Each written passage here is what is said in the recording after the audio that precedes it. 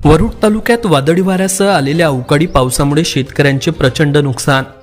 नुकसानग्रस्त भागातील पंचनामे करून नुकसान भरपाई देण्याची शेतकऱ्यांची मागणी. दात दुखताय किंवा दात नसल्यास दात बसवायचे आहे? काळजी करू नका. सर्व अत्याधुनिक सुविधेसह सुसज्ज असलेल्या डॉक्टर घोरपडे यांच्या दातांच्या दवाखान्याला आताच भेट द्या. मागील काही दिवसात वरुड तालुक्यात गारपीट व वादळी वाऱ्यासह अवकाळी पावसाने अचानक हजेरी लावल्याने शेतकऱ्यांचे मोठ्या प्रमाणात नुकसान झाले आहे. तालुक्यातील अनेक भागात हे नुकसान झाले असून कुठे फळगड तर कुठे संत्रा झाडे कोसळली असून गहूसह इतर पिकांचेही नुकसान झाले आहे. त्यामुळे शेतकरी पुन्हा संकटात सापडला असून शासनाने त्वरित पंचनामे करून नुकसान भरपाई देण्याची मागणी शेतकऱ्यांकडून करण्यात येत आहे. Avinash Bansod, Amravati today news, Warud.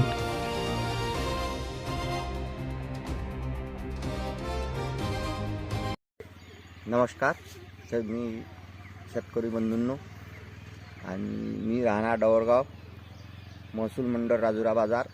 इथे अवकाळी गारपीट आणि पाऊस झाल्यामुळे संत्रा आणि मोसंबी या पिकाचे गारपीटमुळे आर्थिक नुकसान झाले. रब्बी पिकांचे पण खूप नुकसान झाले. याबद्दल शासनाने पंचनामे करून शेतकऱ्याला आर्थिक मदत द्यावी. आतापर्यंत फक्त संत्र पडत होते, आता झाडं बी गळले. तुमचे अधिकारी झोपले आहे, सुस्त मगरासारखे झोपले आहे.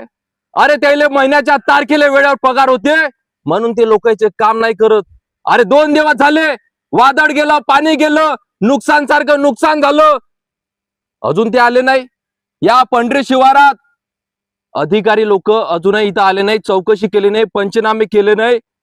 या पंढरी शिवारामध्ये उद्या सकाळपर्यंत जर तुम्ही आले नाही, इथं चौकशी केली नाही, पंचनामे केले नाही, इथं माहितीचा आढावा घेतला नाही, त्या अहवाल तिथं पाठवला नाही, तर आम्ही त्या तहसील मध्ये उद्रेक मोर्चा आंदोलन करणार. नमस्कार, तुम्ही पाहतात अमरावती टुडे न्यूज. अशाच प्रत्येक अपडेटसाठी चॅनलला आता सबस्क्राईब करा.